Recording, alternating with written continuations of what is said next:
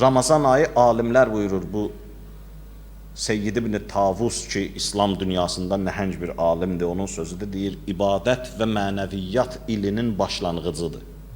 Bir təqvim ilinin başlanğıcı var. Məsələn, yanvar ayı milad təqviminin, yeni təqvim ilinin başlanğıcıdır.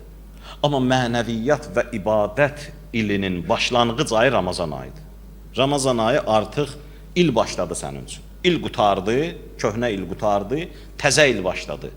Bu mənəviyyat ilidir. Bu da təqvim ili deyil, bu ibadət ilidir. Ona görə də gərək yeni təqvim ilini bayram kimi qeyd elədiyin kimi şadlıqla, sevinclə, ibadət və mənəviyyat ilinin başlanğıc ili sayılan Ramazan ayında sevinclə qarşılayasan. Bu çox mühüm bir məsələdir.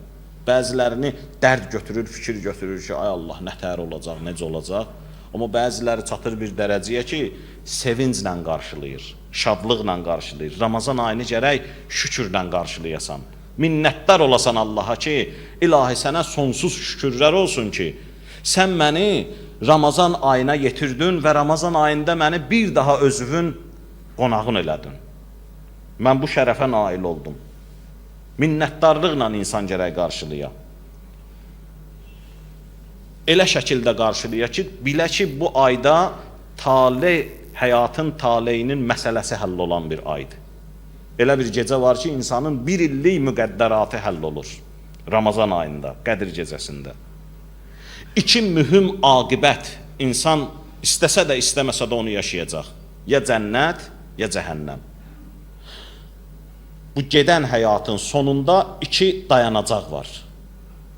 Ya o son cənnət olacaq, ya cəhənnəm olacaq. Ya Allahın rəhmət sifəti olacaq, ya Allahın qəzəb sifəti olacaq.